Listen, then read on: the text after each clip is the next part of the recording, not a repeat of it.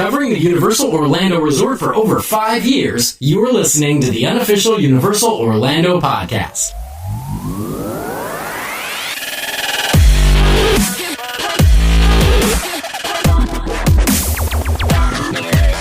Hello, everybody, and welcome to episode 225 of the Unofficial Universal Orlando Podcast. I'm Hunter. I am Darren. I'm Tracy. And I'm Lee. So what we've got cooking for you, this is a special, it's 225 anything. Is that a special thing? Tracy, you're the intellectual. Do you know that? No. Is it a thing? Yes, Okay. it's one more than It is. 124. 225th anniversary, you give each other headstones. It's a bicentennial and a quarter episode. We'll call it that. Was it our ninth quarter? I have no idea. It's a very long time. Very, very long time. Yes. So what we're doing, because it has been such a long time, we're going to try something a little bit different. What we're going to do is, instead of following a little bit more of a stricter format, let's try something a little bit more discussionary this week. Yeah. And as we've We're just already been hanging on, discussing for 10 minutes beforehand, it'll either work or it won't. And it'll be a big fiery mess. Yeah. So buckle in. It could be a bumpy ride. I wish the cover art for iTunes could be GIFs, and it could just be one of the crumbling buildings from Halloween Horror Nights, the projections. We'd just like to remind everyone that the Unofficial Universal Orlando Podcast is free. Okay. It is a free service provided by us for free for a reason, but it's free. Yeah, unless you're a producer Alright. and then it's not. Yeah. So how's everybody doing? Doing good. Good. Best not to ask. Just is full of blur. Yeah. Not good. You may hear me coughing a lot, I'm afraid. It won't, because that'll get cut out. Oh, well, when there's blank spots, imagine that's where I'm coughing. So there'll be lots of blank spots. I'll bleep them all. So it'll just be... People will be deaf by the end. Enjoying Grim Grinning Host Hunter. I will give you a little plug there. Oh, thank you so much. If I may say so, Grim Grinning Host is a new podcast that I'm doing. If you want to check it out, awesome. If not, that's cool too. I'm still on UUOP. That's my main project. It's just if you want to hear something a little bit different, check that one out. Yeah, it's not that much different. No, and it's not nearly as bad as people make it out to be, Nah. content-wise. I need to listen to it. I It's just haven't had a chance yet. I think really busy. you'll find it funny. Oh, I'm looking forward to it. Thank you. Thank you both so much.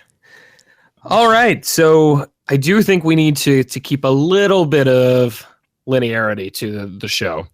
So, Darren, Yeah. we've got some ice cream contributors. Can we go ahead and just get the final tally for the year as far as the Florean Fortescue ice cream debate?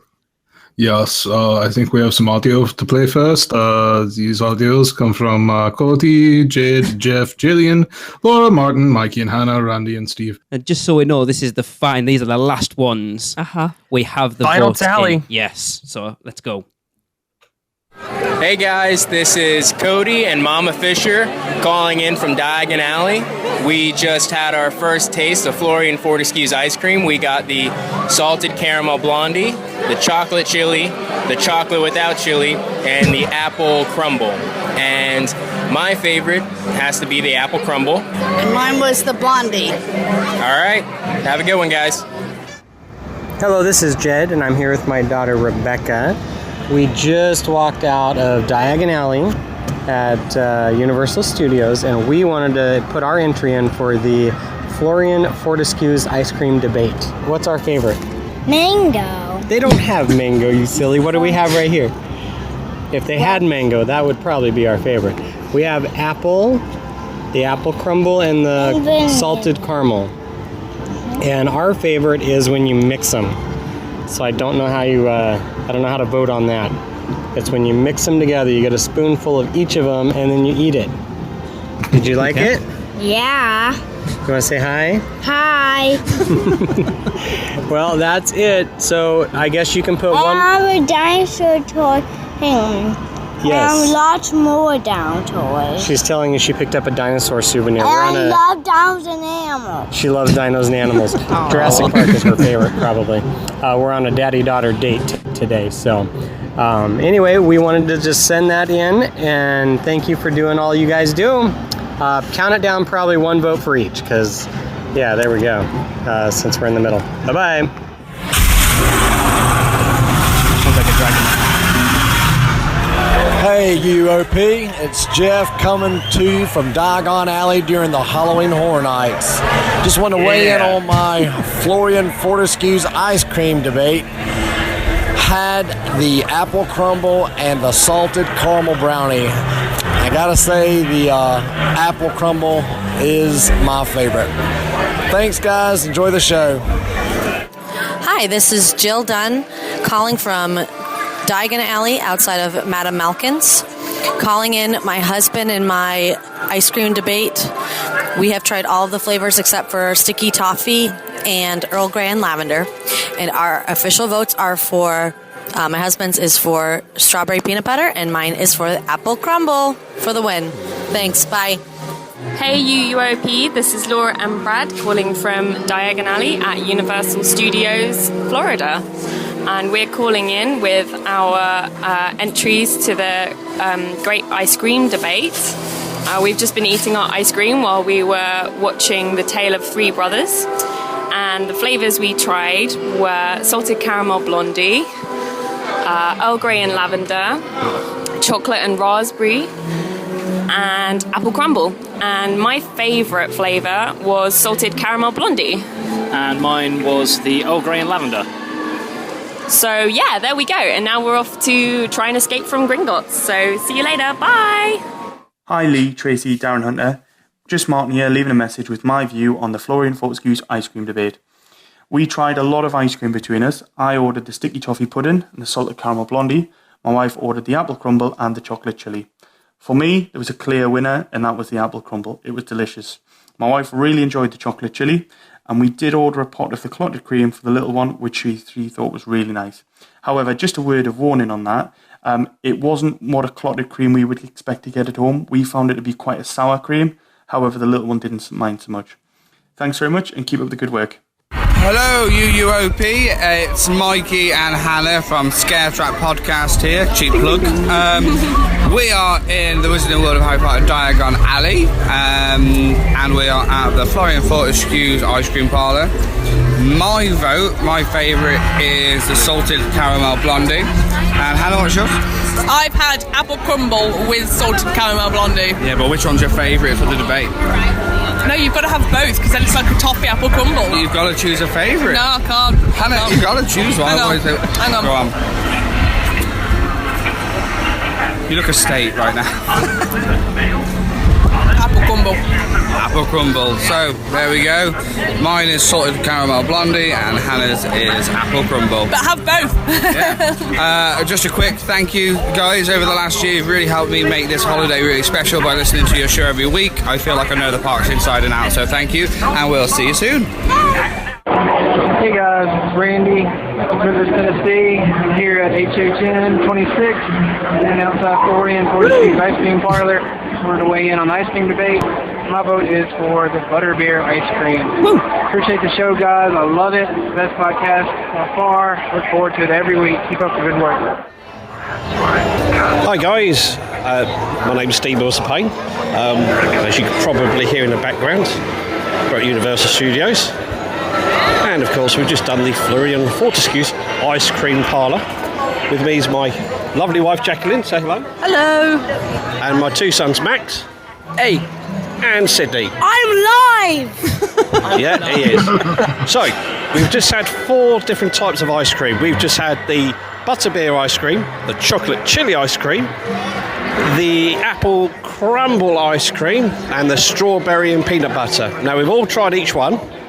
For myself, definitely the apple crumble, but that chocolate chili, close second.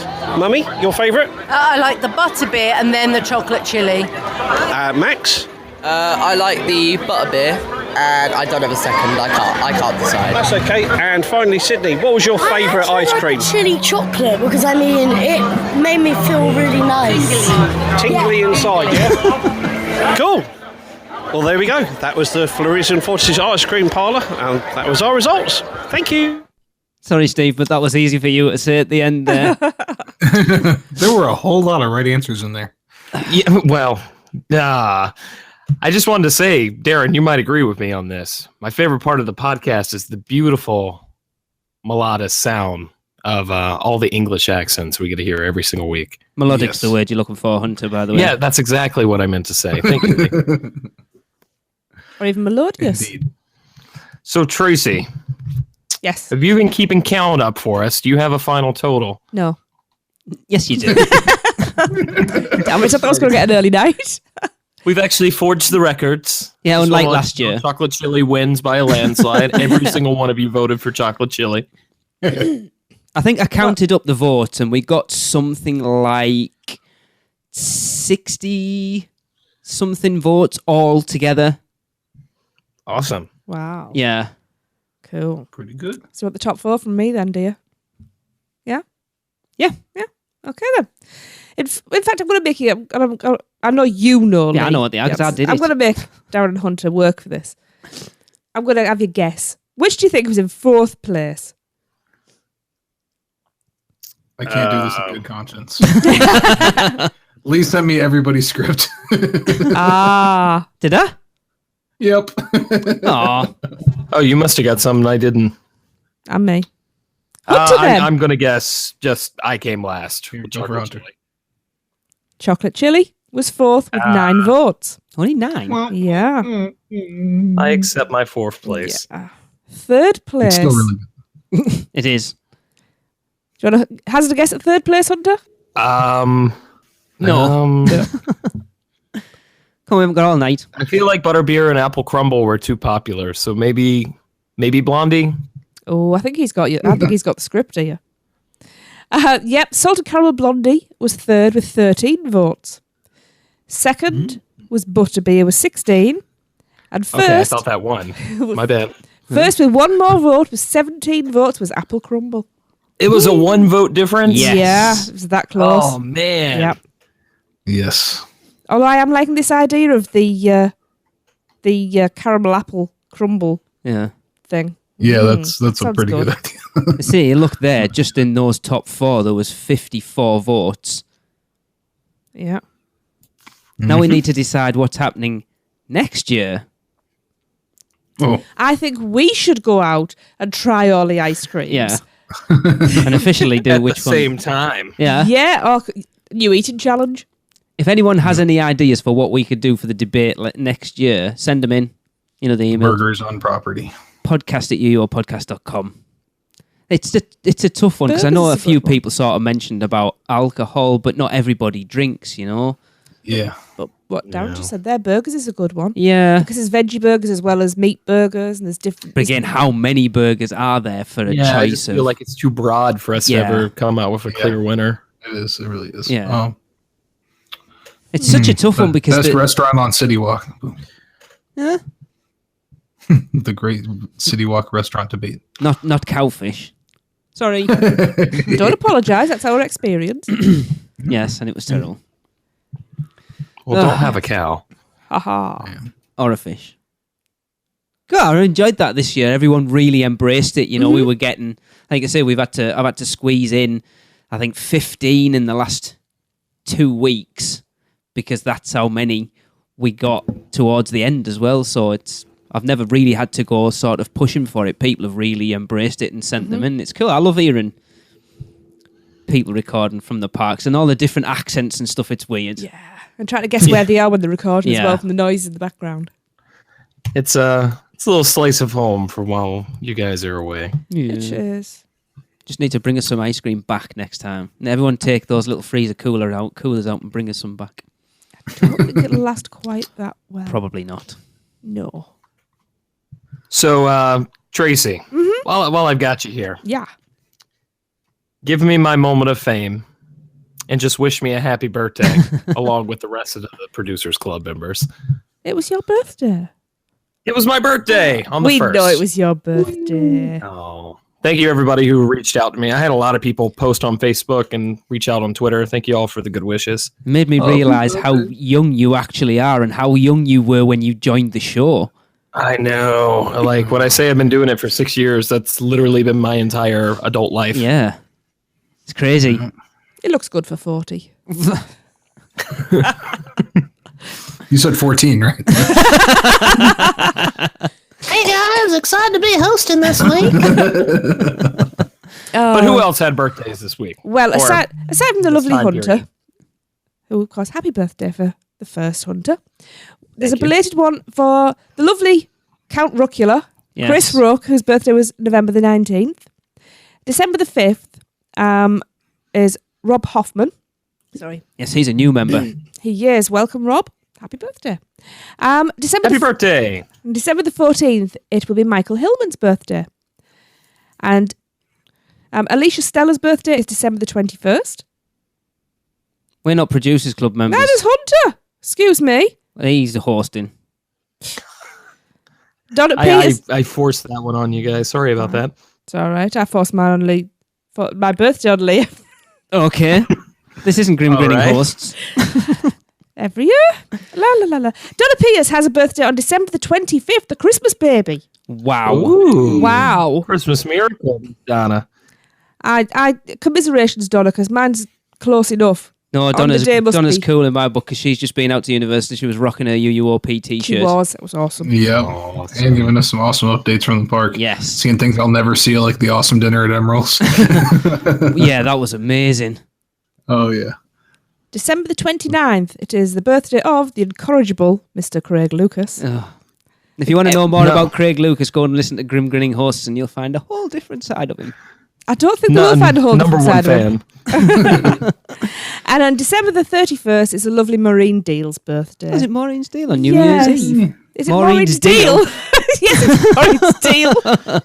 That's how we're going to refer to your birthday from now on, Maureen. Maureen's Deal. That's we're going to change the segment. Yeah, this has been Maureen's deal. So happy birthday, everybody. Happy birthday. Hope you had a great Happy time. birthday. Yes, and happy birthday. Happy birthday. And happy birthday, Tracy. Yes. Thank you. Hey, hang on. It's mine as well on the 23rd. Oh, yeah, happy birthday, you. Oh, that's right. Okay. Well, happy birthday, Lee. Thank you. Begrudgingly. Yeah. As an afterthought. All right, yeah. I might as well must get you a card. I haven't got you one So- yet, so I wouldn't worry. I got an early birthday gift this year. Think you know where I'm going with this. Oh, yes. Mm-hmm. We got some Nintendo news, folks. Well,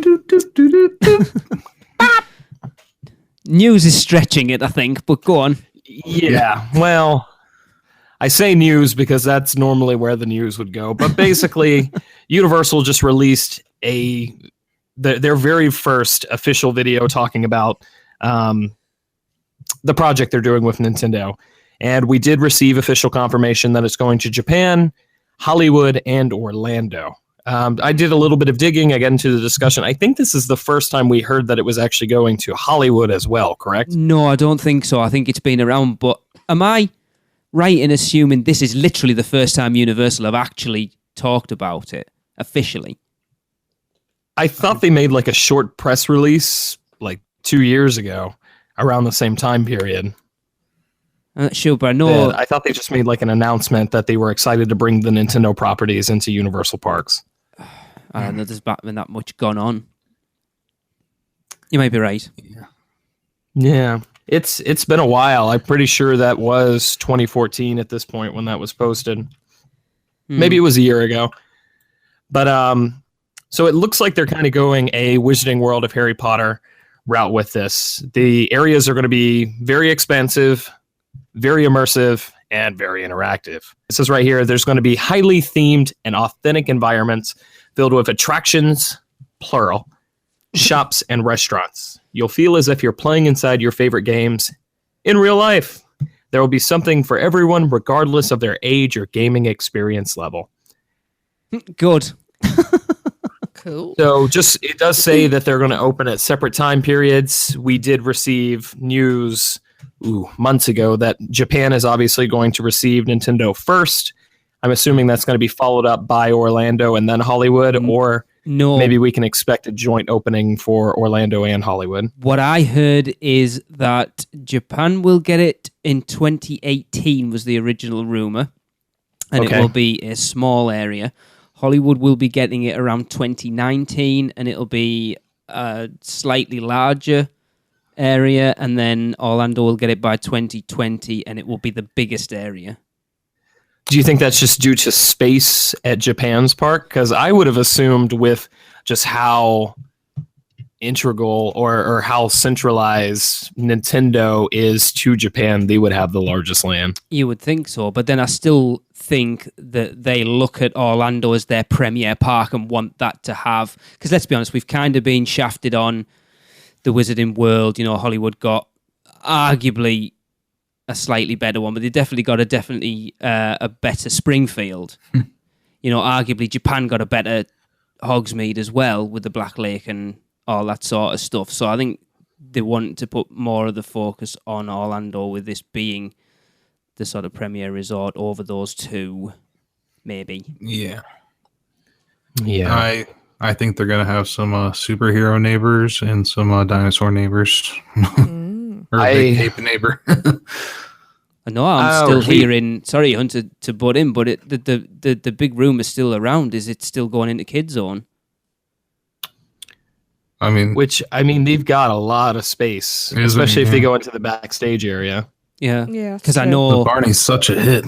Yeah, it's true though. You remember when we spoke to Tiffany Kristalich? She said that Barney still packs it out every day.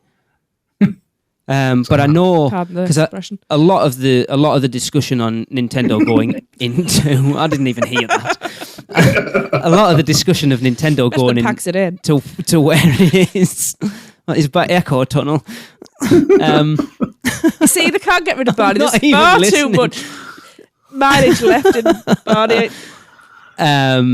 That apparently, you know, talking about the future for ET, and I know there's been a lot of talk about that they could route the entrance out into Hollywood, so it could still keep ET, but sort of fence off where the entrance is now and have you come in from a different section, and that would then be part of Hollywood rather than part of Kid Zone. So do you think they'd take out like Cafe La Bamba and all that? I don't know, because Darren, you said when you went on that VIP tour, that's now become the sort of VIP restaurant, hasn't it? Yeah, it's all set up for that, and it's kind of looks like it's permanently set up to be that. But yeah, haven't they just done up the Gardens of Valor? They have, yeah. It's that NBC thing now, isn't it? It's the media center. Yeah, so they're probably going to keep all of that. So you're looking like Animal Actors, Barney, and then all sort of Curious George and Fievel. Mm-hmm. I don't know why they're debating so much about this. I just think they should stick the warp pipe in the ground. You jump in. Exactly. And that's going to transport you wherever you need to go in Nintendo Land. Oh, to the other property that they have. Yes. That solves the transportation problem. That's that on the Rainbow Road. It's going to have to be a big warp pipe, though. No. You see, we're back to Barney now. See, I think they've missed a trick with Volcano Bay.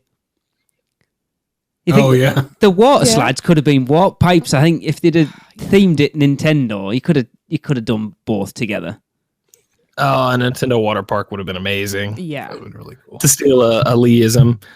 I personally, if what we've just kind of been speculating about, which we've received no official confirmation for whatsoever, I really think Nintendo would be better served by putting it in a third gate. But if they're not planning to do that anytime soon, then the only places that make sense to me, like Darren said, I would actually put it in Toon Lagoon over Kid Zone. Yeah, me too, just because it needs it. The Islands of Adventure needs something there. It does, agreed. And I don't want to see a mess of Kid Zone either. I don't want it to be Animal Actors, SpongeBob, and then E.T., and then the back of the park is, Nintendo. I just think it's going to be super disjointed. It's almost going to be like a Lost Continent style effect going on. Yeah. But then if they could be looking at putting something temporary in for now with a sort of eye on that new property. Because you'd think Nintendo would want them to go all out with it. If we're going to let you use our brands, our characters and everything, we want you, let's be honest, they've probably sold them on it, showing them round the Wizarding World of Harry Potter. And if you walked into there with your property, say Nintendo was yours, and they brought you into Universe and go, look, this is what we did for J.K. Rowling with the Wizarding World of Harry Potter. This is where we're going to plonk Nintendo in this little crappy area out the back here that no one goes in. You'd be like, I don't think so. Yeah. I don't think so either. And that's, I mean, we've talked about it several times. Islands of Adventure just needs help right now. Like it needs a bit of a facelift. It needs new things going in there, which it just makes so much more sense to take down the Matt Hoffman Stadium and the Restitution Lagoon and just retheme that to the Mushroom Kingdom or Hyrule or however you want to do it. Preferably, I think both of those properties, I've said it time and time again, I think both those properties could support their own lands. But I think we're just going to get kind of like the Super Smash Brothers style mismatch of everything. Yeah, like kind of like Dr. Seuss is on that side. They kind of incorporate everything in as you go around. I think it's going to be similar to that. Which it can work. I mean, Nintendo is just a very vibrant and colorful universe, and you can make it blend together. I'm not too concerned. I just think if they absolutely wanted to, they could do 2 separate parks or 2 different lands. Yeah. Yeah. Yep. But so what do you think's going into this? Like, for me, I really just want to see a Mario dark ride, whether that's something like, I kind of hope we don't get another Spider-Man style attraction because they just did that with Transformers a couple years back. But at the same time, I don't think we're going to get a classic dark ride for Mario either. The key word in that press release for me is interactive. I think you're going to see stuff we haven't seen before. Okay. What that is, I don't know, but I think they're going to want, like you said there, Hunter, the big complaint at the moment is everything's screen-based, even looking, Fallon next year, Fast and Furious the year after, they're all going to be heavy screen-based. And I'm not going to get into whether I think that's a good idea or a bad idea. It is what it is, but I think they need to get away from that a little bit. A lot of what you're going to be able to do with this, you're not going to be able to do with animatronics as such. So it's going to, I think there's ways to use screens without making the primary focus of the ride. And we haven't really seen Universal do it too much, minus like Forbidden Journey. Yeah. But I mean, did you guys check out like the ride through videos, what they're doing with the Pirates attraction out in Shanghai? Caught a little bit of it. That is like a perfect mixture of screens and physical sets and audio animatronics. Like if they do something like that with Nintendo, to me, that would be the route that they would want to go. I think we're going to get a Cat in the Hat style Mario Dark ride. Well, I would love something like that. Go on, Trace. And the queue, you could be walking through Bowser's Castle. Yeah. Yeah. Oh, yeah. See, I don't know enough Nintendo properties to comment, but what were you going to say, Trace? I was going to say I've just had a thought, because there's rumours, isn't there, surrounding Dragon Challenge. Right. And the course is coming out. Right. So what they do is they move them over there, make them duel again, but it's Mario Kart racing. I don't think you're going to see him duel again, unfortunately. No, but that would be cool. That would be cool. But there's a kiddie coaster. Mario Kart. Yeah, you could do a kiddie dueling course. That would be quite cool, actually.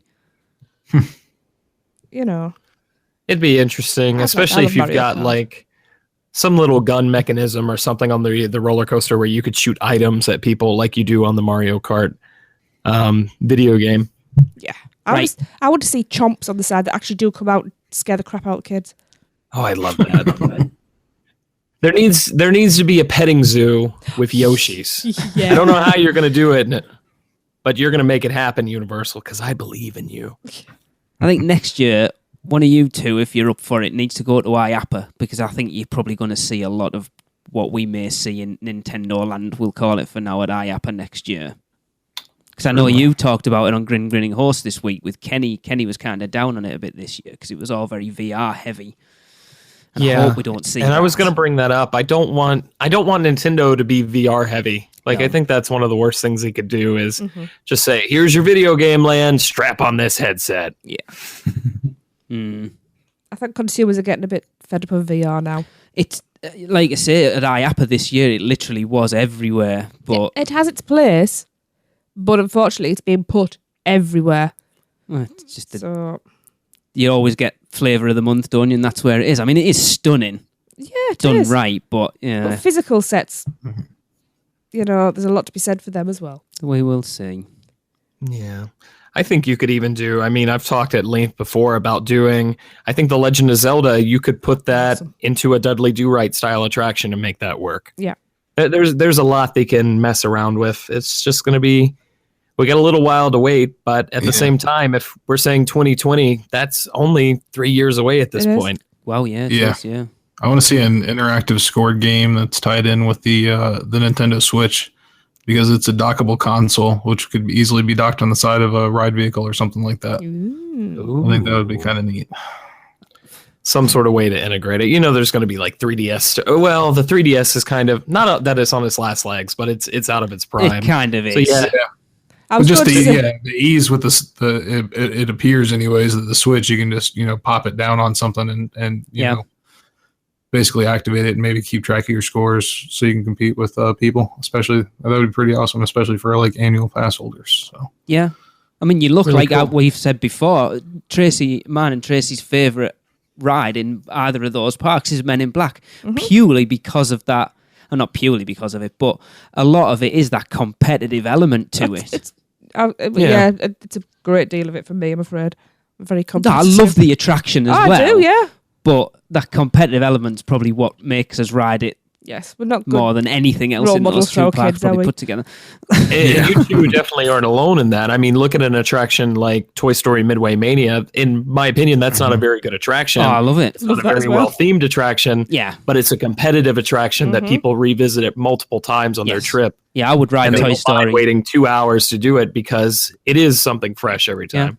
yesterday I got top this hour. I felt I Yep, had such pride in myself for that. Yeah, awesome, isn't it, to get that? I would ride Midway Mania as many times as I'd ride Men in Black. You just can't because it's always got an hour and a half wait. Yep. And your arms will fall I was off. going to say, That's true. But you need that weight for your shoulder to recover. Yeah. Yeah. You'd think as a man, my shoulders would be up for the rigours of Midway Mania, but it's not.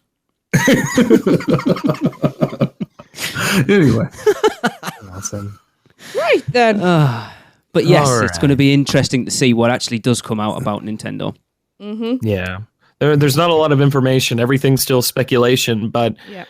the three major parks, Osaka, Orlando, and Hollywood, are all getting their own version of it. And I kind of hope they're not just copy and pasted versions of each land. I do hope they do something different with it, unlike what they've done with the Wizarding World. Mm.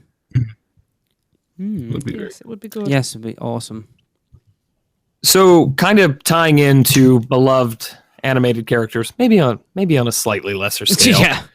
There's some stuff coming out about DreamWorks, and Tracy, was it you who had a little bit to say about this one? Because a little birdie actually messaged me and said, "I've got a couple of things for you." Yes, a little birdie certainly did. Is it the crow that always shows up when I'm recording? No, it wasn't. We've had him taken out, as you can hear. Well, yes. So, they say he wore the suit before the Men in Black. They say he ripped, rode and rocked it. They say, because of him, George is no longer curious. All we know is he's the popcorn doctor. That's the reason the echo tunnel doesn't echo. Yes. Yes.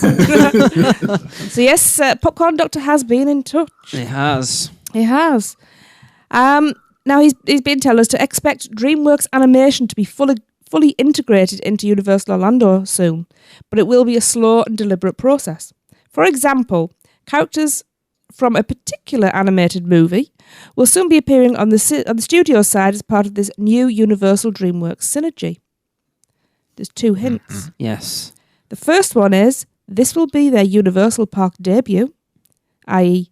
no previous appearances in attractions or meet and greet interactions. And two, this DreamWorks animation film was released in the past 5 years. Ooh. We're getting a Smash Mouth attraction, guys. Come on. I was talking to him and I went, "It's got to be How to Train Your Dragon."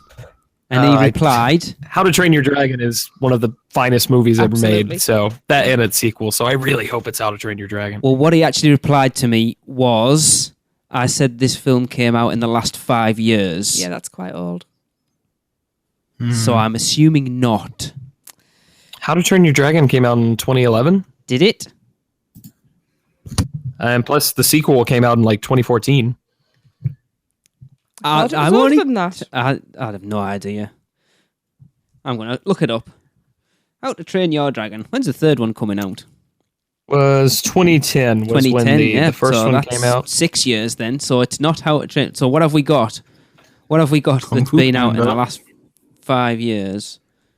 Well, if we say Kung Fu Panda, no, please. If we say Kung Fu Panda didn't come out in the last 5 years, right? I've got it, and I will be quite excited if it is. I was actually looking at this when he told me about it. I'm going to throw out Rise of the Guardians. Okay.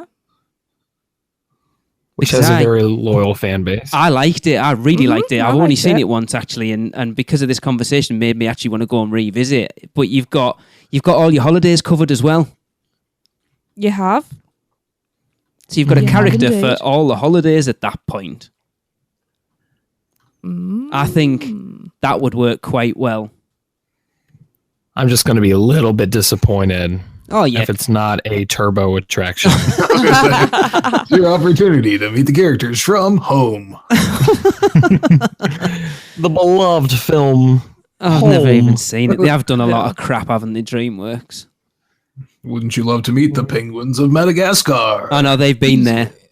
We've been there. I will say this, we joked about it a second ago, but from what I understand, the critical reception and the commercial reception was quite positive to Trolls, so we might see something there. Yeah, I was actually talking to someone who watched it the other day because they wanted to take the kids to see something, and it was about the only thing on at that time, and he watched it and he said it was really good. I was just like, you're kidding, man, it looks terrible. I hated them the first time around. But it'll still be Maybe the disturbing second seeing time those around was- characters in the park. Oh. Those are some creepy characters. We'll just hire the smaller actors from Halloween Horror Nights, and you won't know they're there until they bite your ankles.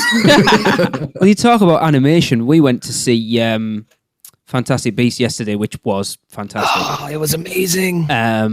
Tracy needs to see it again because she's not well. I'm not well. I fell asleep. I am on NyQuil. It was awesome. And the trailer for the new Illumination film was on before it. Sing, and that looks terrible as well. Doesn't it? No, I can't. No, it just can't. Which was that one? It's the X Factor type thing with all the animals. It made me laugh in the first sort of 20 seconds, and then I was done. No. It's funny because they started off so well, Illumination, and they've kind of dropped it a little bit. It just kind of, it feels like they've gone more the merchandising route than anything. Yeah. Okay, how much money can we make off of selling plushes of these cute animals? It's a shame. Yeah, I mean, as far as DreamWorks, I'm still of the opinion that Universal really overpaid for what they got here. But there are some properties, particularly How to Train Your Dragon, that I'm excited to see what they do with it, because that's way too popular of a franchise for them just to leave on the table. But then the second one didn't do very well. I remember the real fans talking about it and saying it didn't, box office wise, it didn't do as well as the original, which is a bit worrying because, I mean, I thought they're fantastic. Just looking up when the third one's due out. 2018, June 29th, 2018 in the UK is How to Train Your Dragon 3. May 18th, 2018. I think that's US. It looks like all the original cast coming back as well.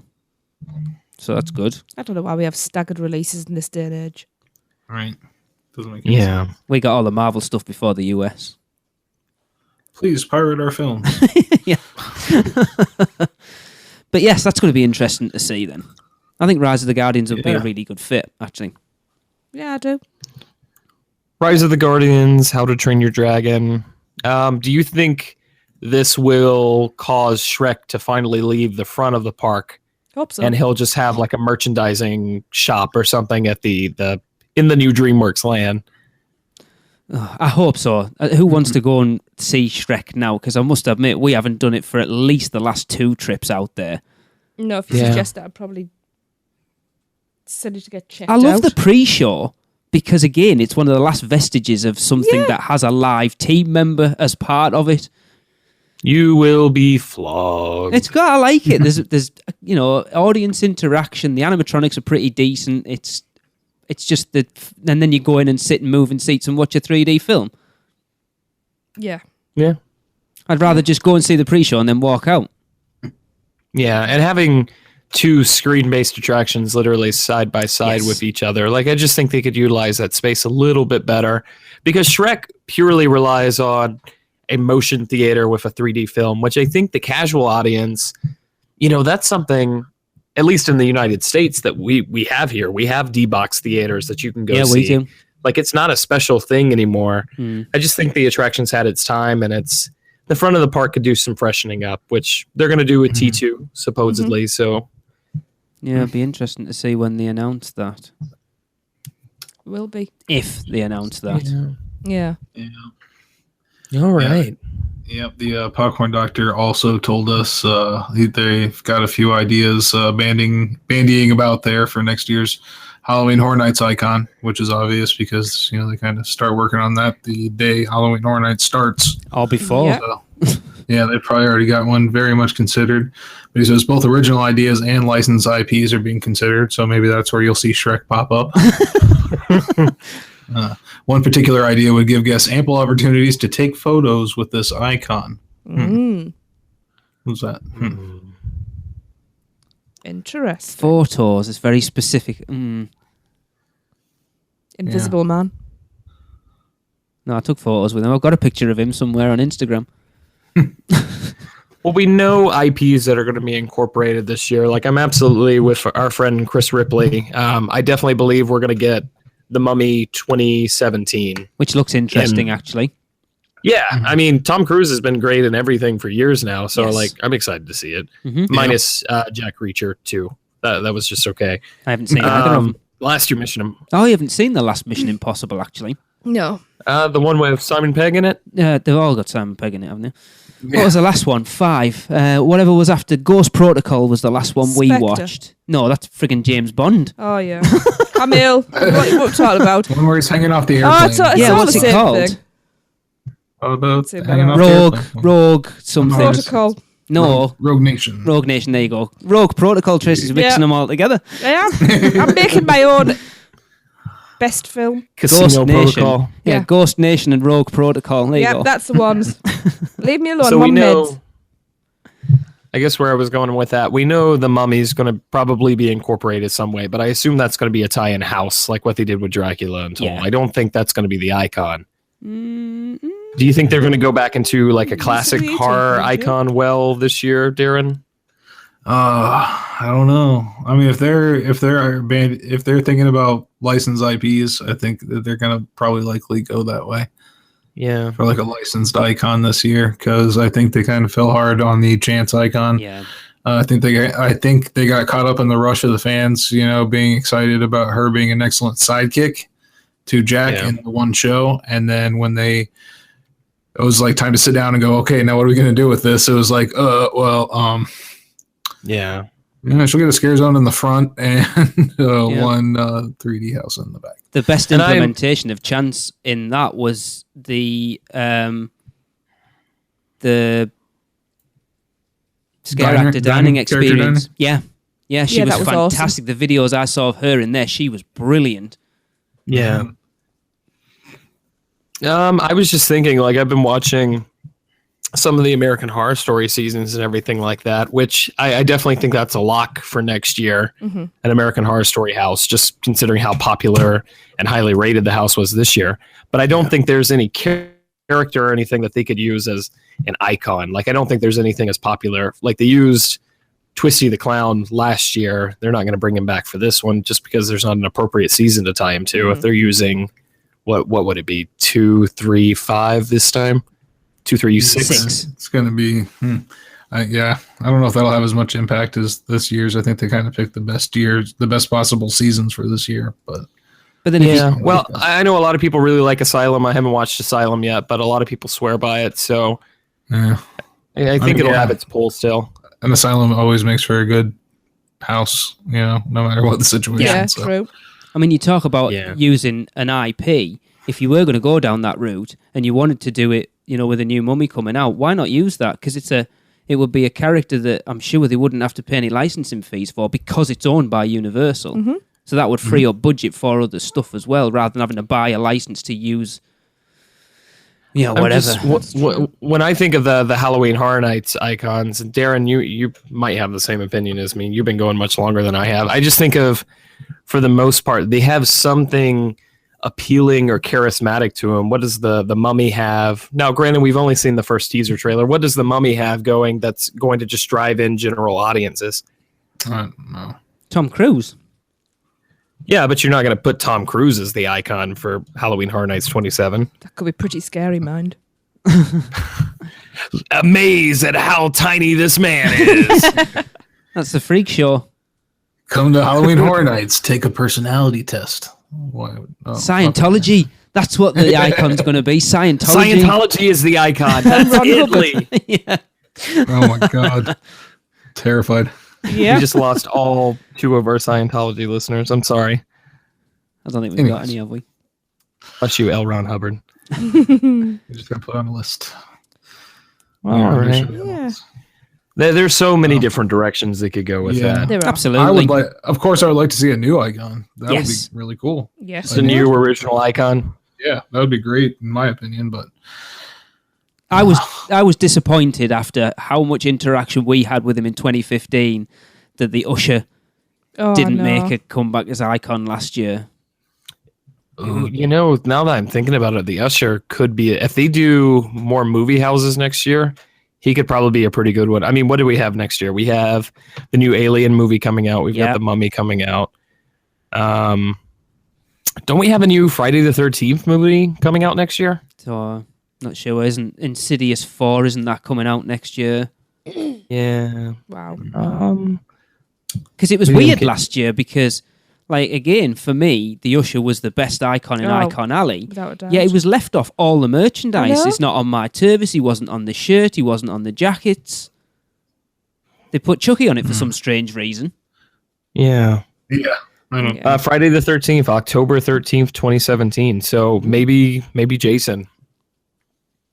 He's been there. Oh, no. Last year, wasn't it? Wasn't this year. Yeah. But Jason isn't really, we were talking about charismatic and a personality. Sure, the name's big and he's super recognizable, but he's kind of just this big hulking mass. Yeah. Yeah. You want someone, you'd look to someone more like a Freddy Krueger as an icon. Yeah, that's what I was going to just say. Yeah. They're always going to have trouble recapturing the magic of what I read about 16, where you have Jack with the 3 major icons, which were, I think it was Freddy, Leatherface, and Jason. Was that ripped from the silver screen, Darren? No, that was Carnival of Carnage. All right, yes. Yes, and it was amazing. It was probably the best year. It was definitely one of my favorite years, if not my favorite year. It was just so good. Oh, that was 10 years ago. Show Darren up. My favourite year was last year because we got to spend it with all our friends. Yeah. Oh. Same here. Whatever. No, last year was a fantastic year. That was an awesome year. Mm-hmm. Yeah. See, I'm just wondering, do they need to take it back to classics? The classic Dracula. Even now, if you watch like Christopher Lee as Dracula, that's still quite scary. Yeah. It's that old school chiller horror. You look how cool, like the black and white part of All Night Dying double feature last year, and everyone really enjoyed it. Ever. Like Dr. Frankenstein was fantastic.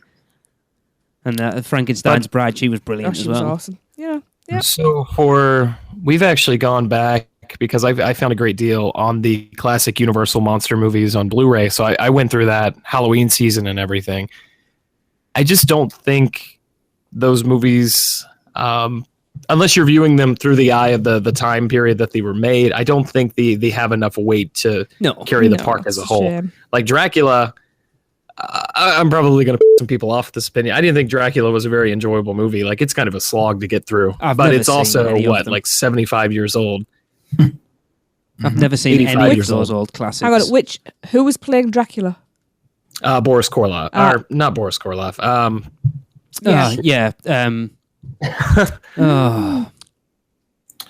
Lugosi. Bela Lugosi, there you go, yes. Yeah, excuse me.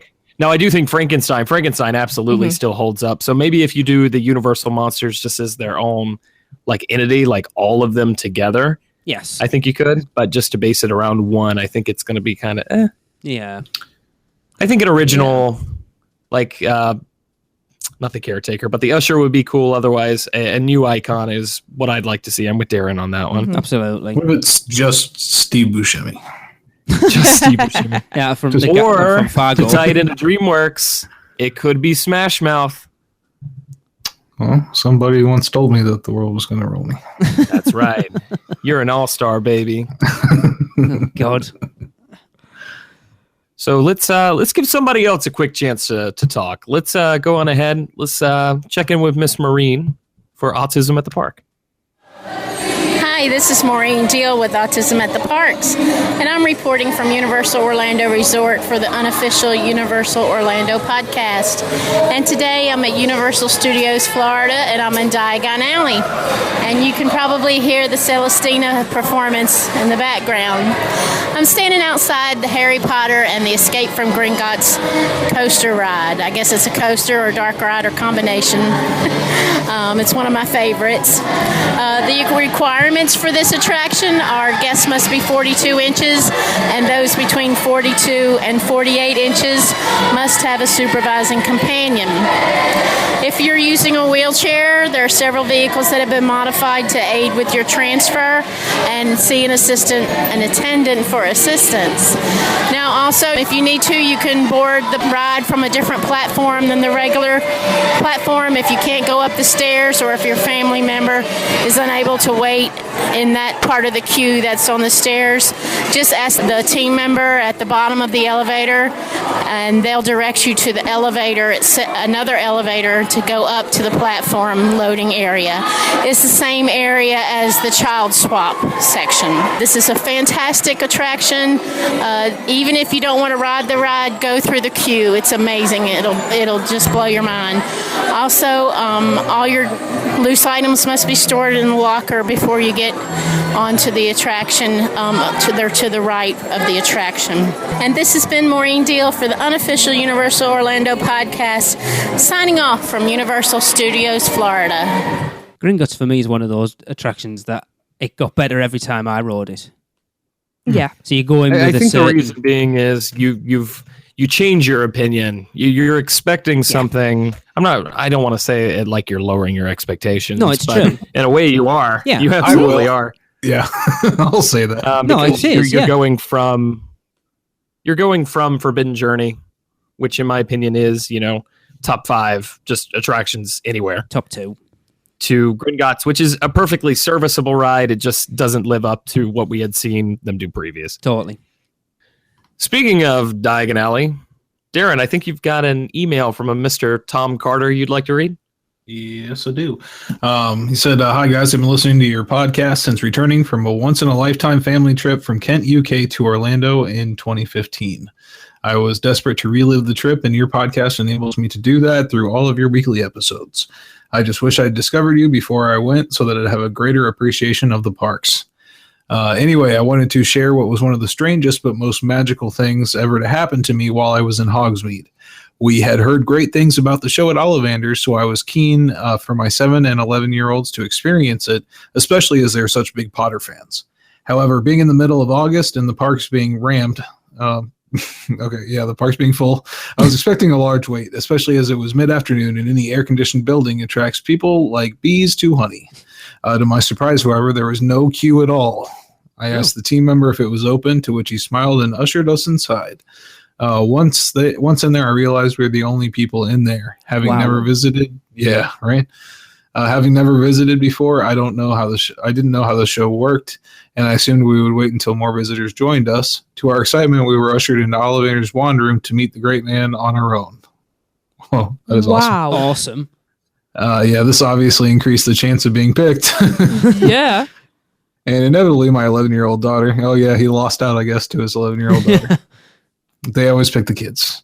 They had to wand choose her. It was a wonderfully intimate and personal experience, and to this day, I have no idea how we ended up in there alone on a busy day in August. Anyway, keep up the good work. The only problem with that is the 7-year-old kicked off because she didn't get picked, or he didn't get picked. Oh, yeah.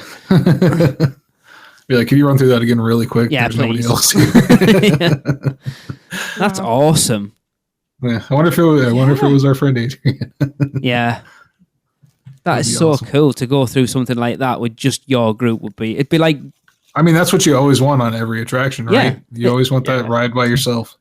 And especially like those highly themed immersive experiences, like I guess to kind of tie it back in where we were going, like at the very end of the night, Kim, Travis, and I got to do the Texas Chainsaw Massacre house by ourselves. Yeah.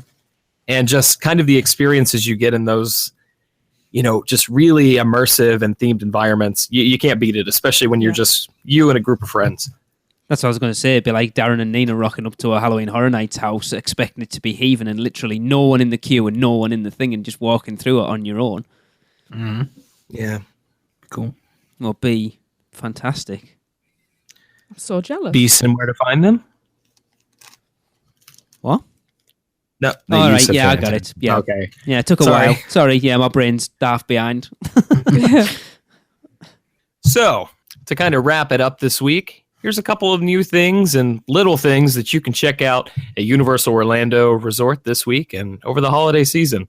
So, pass it on over to Seth. Get ready to go. Oh, what? Hi, everyone. This is Seth Kaburski from the Unofficial Guides, and I'm bringing you this week's edition of All the Little Things live from the Disney Magic cruise ship. Shh, don't tell Universal. First up this time. The next time you're driving into Universal Orlando using I-4, you'll notice some new exit ramps at the Kirkman Road interchange. Traffic patterns are changing due to the I-4 Ultimate construction, so keep an eye out when you're exiting I-4 to Universal Orlando on your next visit. In Universal Studios Florida, I mentioned that the Men in Black Coca-Cola Freestyle kiosk outside the Simpsons area has now opened. One thing I didn't mention last time is that there are electronic podiums where you can enter your name and see your name added to a giant virtual Coca-Cola bottle on the large flat screens displays inside the pavilion. It's also good to note that you can get a single serve Freestyle soda if you haven't invested in an all-day unlimited drink cup. That Freestyle soda will cost you 20 cents more than a standard fountain soda elsewhere in the park. Over in the New York section of Universal Studios Florida, the Halloween Horror Nights tribute store has closed, but the windows of the Macy's facade are now being used for a small Macy's Holiday Parade tribute with some video footage of the parade and memorabilia. Check out those windows when you're in the New York area. The big news at Universal Studios Florida right now is the test of timed return tickets for the Shrek 4D attraction. Instead of standing in the standby line, guests for now have the option of picking up a timed return ticket, similar to Disney's Fast Passes, either in person from the kiosks outside the attraction or using the official Universal Orlando app on their smartphone. No clue how long this test will last. It might not even last all day, every day, but it seems to be in preparation for a queueless system reportedly coming to the Jimmy Fallon attraction next year. Over in Islands of Adventure, Forbidden Journey is now down for its first major rehabilitation since opening. It will be closed until the 18th. No official word on exactly what will change during the rehabilitation, but we do know that they will not be adding 3D to the attraction since the 3D was recently removed from the Hollywood version. Finally, Universal Orlando and Universal Studios Hollywood finally got their own exclusive You Are Here Starbucks mugs. You can pick up the Universal Orlando Starbucks mug at the City Walk Starbucks or in the Starbucks inside Universal Studios or Islands of Adventure. The mug costs $17 plus tax, and annual pass holder discounts do apply. That's all for this time. Have a great holidays, and I'll see you next year with more little things around Universal Orlando. If anyone wants to treat me for my birthday, I'd love one of those Starbucks mugs because they're awesome. Starbucks mugs, they're awesome. They're so cool. Is Tracy going to allow that? Tracy's going to smash it as soon as it arrives. Just don't drink Starbucks in it. They are so Other cool. drinks coffee.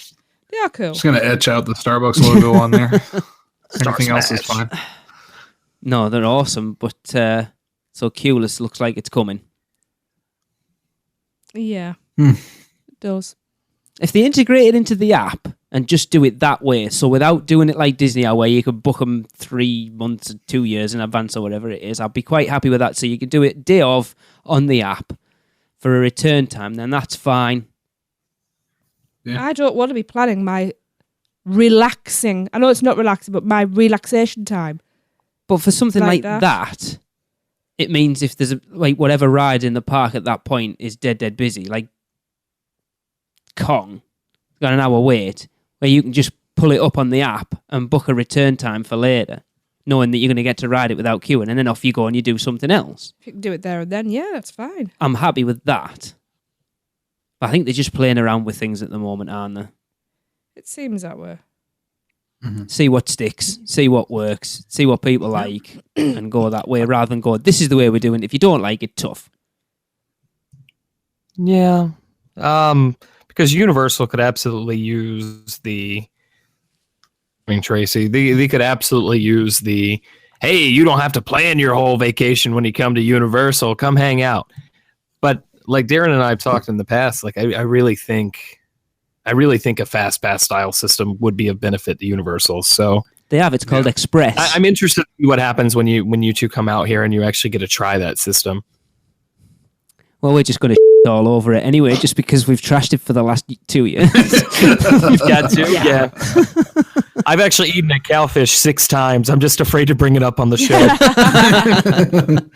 It was good every other time. The thing is, I don't know what you guys are talking about. It was amazing. The thing is with cowfish, though, it wasn't. Great fish cows. We had Darren and Nina there that saw the experience for how bad it was. It wasn't just that it was us sort of just wanting to cack all over it. They were there with us, and it was horrendous. Maybe it's because you're English. No, usually we get better treatment for that. I still remember going to Busch Gardens with Darren and the server being like all chatty with us, and then we walked away and Darren went, just so you know, he would never be like that with me on my own. Yeah. That's true. Very true. I get the impression Darren would just kind of growl at him. He's just like the Wookiee waiting for his meal. Can I do anything for you, sir? All right, we'll be right back. Yes. It's interesting. There's a lot of interesting stuff that's going to be fun to see how it pans out over the next couple of years. Yeah. Or not. Or not. Interesting stuff. Yeah. Only way. All right. Is there anything else we need to discuss before we close this baby out? No, I don't think so. I don't think so. I think the new format worked quite well. Yeah, I mean it'll sound even better in post-production, right? I thought it went really well, actually. It gave us a chance to discuss. We got to discuss stuff more than we normally do.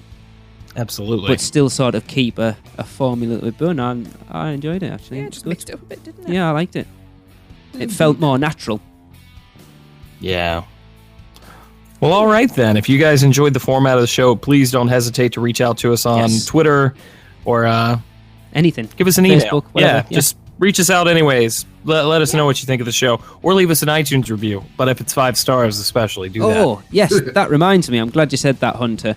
I've been meaning to mention it on the show for ages. We have a Spreadshirt shop now, if you are interested. I'm just trying to find out what the website address is. There are T-shirts and bags and phone cases and all sorts of cack on there. Where to sell it? We're not getting any money off it. It's just if you want to sort of show your support for the show. As I said, Donna Pierce was at the parks this weekend, and she was rocking her UUOP T-shirt. I just can't remember Looks what great. the web address So is. yeah, definitely buy your UUOP T-shirts. If you want us to interact with you, you got to buy a T-shirt. Yes, it is shop.spreadshirt.com/UUOP, I think. Let me just check that. Yes. shop.spreadshirt.com/UUOP.